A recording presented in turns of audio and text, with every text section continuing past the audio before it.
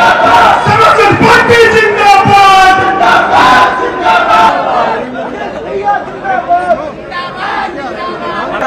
Samajwadi party के पदाधिकारी महेंद्र यादव जी आदि समाज के बड़े बुजुर्ग सम्मानित लोग का प्रीतम प्रधान जी रघुनाथपुर सतीश चंद्र शर्मा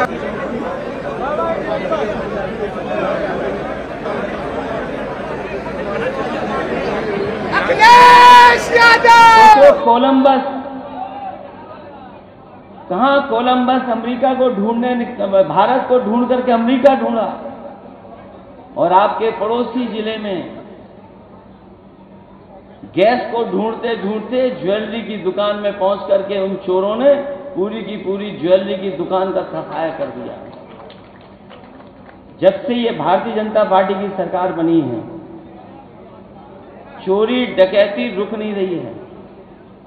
इतने बड़े पैमाने पर चोरी डकैती हो रही है जिसकी आप कल्पना नहीं कर सकते। एक तरफ तो चोरी अन्याय डकैती और पुलिस के कारण लोगों की जान जा रही है। इतने बड़े पैमाने पर भ्रष्टाचार कभी नहीं हुआ होगा जितना भ्रष्टाचार इस सरकार में चल रहा है।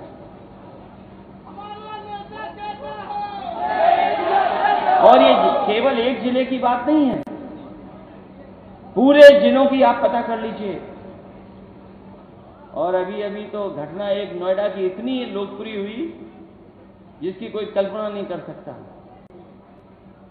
मैं तो उस मोबाइल से जो वीडियो बनाने वाले को बधाई देता हूं कि जिसने उस झगड़े को न केवल टीवी पर ला दिया बल्कि पूरे के पूरे देश में लोग जान गए कि आखिरकार भारतीय जनता पार्टी के लोगों के चरित्र क्या है।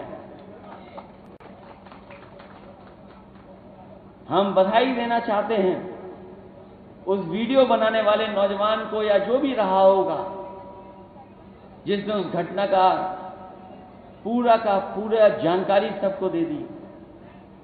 याद कीजिए, अगर आपने तस्वीरें देखी होंगी तो आप जानते होंगे क्या था उसमें। कोई कल्पना कर सकता है कि महिला को इस तरह व्यवहार कर सकता है? कोई महिला के प्रति ऐसा व्यवहार कर सकता है क्या? और क्या कहा भाषा में कहा गया कि बनिया की औरत या कुछ कहा गया इस तरह की भाषा। ये किसने नहीं देखा? ये भारतीय जनता पार्टी के लोग जो दूसरों को शिक्षा देते थे। केवल एक मोबाइल ने जो फिल्म बनाई बता दिया कि भारतीय जनता पार्टी के लोग कैसे हैं। और जब यहां के भारतीय जनता पार्टी के सांसद पहुंचे तो वो कहते हैं कि कानून व्यवस्था को देख करके हम शर्मिंदा हैं। और ये पहली बार नहीं बीजेपी के लोग शर्मिंदा हो रहे हैं। इनके मंत्री जब अस्पताल देखने गए थे तब भी कह रहे थे कि बताओ इन अस्पतालों को देख करके हम शर्मिंदा हैं। आखिरकार शर्मिंदा क्यों हैं आप? क्योंकि 5 साल आपने काम नहीं किया। अगर 5 साल काम किया होता तो शायद आपको शर्मिंदा नहीं होना पड़ता। और हमें तो ये लगता है बीजेपी में कुछ अंदर ही अंदर चल रहा है जिसका हमें और आपको नहीं पता है। हमारे मुख्यमंत्री जी हैं, उन्हें पता ही नहीं मंत्री कौन बन गया। और अगर मंत्री बन भी गए तो मंत्रियों ने किसके ट्रांसफर कर दिए किसी को नहीं पता। अगर आपने पढ़ा होगा अखबारों में, बताओ ट्रांसफर पोस्टिंग में ऐसा खेल कभी नहीं हुआ जो इस बार हो रहा है इनकी सरकार में।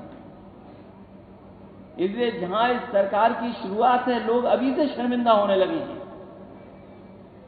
और अगर उठा करके देखो आप, अगर आप सरकारी अस्पताल में जाएंगे आपको इलाज नहीं मिलेगा। वहां पर सरकारी अस्पताल में अगर दवाई मांगेंगे तो दवाई नहीं मिलेगी। अगर आप ऑपरेशन कराना चाहोगे तो न जाने कितने दिन का इंतजार करना पड़ेगा, तब जाकर के आपका ऑपरेशन होगा। ये हालत है। बताइए 5 साल सरकार चलाने के बाद और डबल इंजन की सरकार।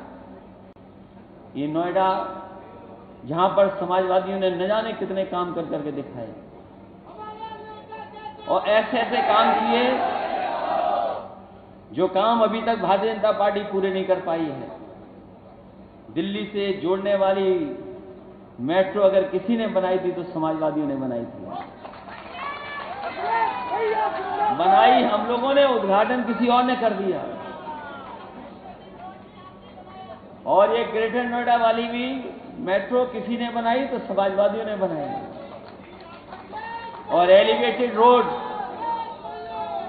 जिससे न जाने कितने लोग प्रतिदिन चलते होंगे, लाखों लाख लोग इस्तेमाल करते होंगे, अगर किसी ने बनाई है एलिवेटेड रोड तो समाजवादियों ने बनाई है। और कितने काम मैं बताऊं, बहुत बड़े बड़े पैमाने पर समाजवादियों ने काम करके दिखाए। और जो लोग कहते थे कि फ्लैट इतने बन गए, इतने हमने दिलवा दिए, हैं कहां, किसको दिलवा दिए आपने? न जाने कितने बड़े पैमाने पे खाली पड़े हैं, न जाने कौन सा तालमेल है इन लोगों का, न जाने क्या है जिसकी वजह से अभी भी जिन्होंने बुक कर रखे हैं फ्लैट उनको नहीं मिल पा रहे हैं। न रोजगार मिल रहा है, न काम मिल रहा है, और न कारोबार चल रहा है। जब से नोटबंदी की है, पूरे का पूरा देश का कारोबार ठप करने का काम किया उन्होंने। और कहते थे भ्रष्टाचार हो ही नहीं रहा है, लेकिन हिसाब किताब लगाओगे तो भ्रष्टाचार कितना हो रहा है कोई कल्पना नहीं कर सकता है। इसलिए बहुत सी बातें की जा सकती हैं, बहुत सी बातें हो सकती हैं। इसलिए इस मौके पर जहां हम सब लोग रघुवीर प्रधान जी को याद कर रहे हैं, उनकी प्रतिमा का अनावरण करने आए, उनके परिवार के लोग हैं, सहयोगी हैं, साथी हैं, संबंधी हैं, सब लोग उपस्थित हैं। उन्होंने हमेशा समाजवादी पार्टी की मदद करने का काम किया, मजबूत बनाने का काम किया। मुझे उम्मीद है कि जिस तरीके से उन्होंने समाजवादी पार्टी की मदद की और मजबूत किया, और जिस तरीके से उनकी कोशिश थी कि शिक्षा से ही बदलाव आ सकता है, हमें उम्मीद है कि जो रास्ता उन्होंने दिखाया उस रास्ते पर हम सब लोग चल करके न केवल समाज को आगे बढ़ाएंगे बल्कि अपना पार्टी का भी सम्मान बढ़ाने का काम करेंगे। मैं एक बार फिर भरत यादव जी का, उनके सहयोगी साथियों का और जितने भी समाजवादी साथियां उपस्थित हैं उनका मैं धन्यवाद देता हूं। साथ ही साथ इस गर्मी में, जहां इतनी उमस भरी गर्मी है, जहां इतनी उमस है, वहां इतनी बड़ी संख्या में हमारे समाजवादी साथी आए, हम आपका भी बहुत बहुत धन्यवाद और आभार प्रकट करते हैं कि इस उम्मीद और इस भरोसे के साथ आने वाले समय में हम लोग पार्टी को और मजबूत बनाने का काम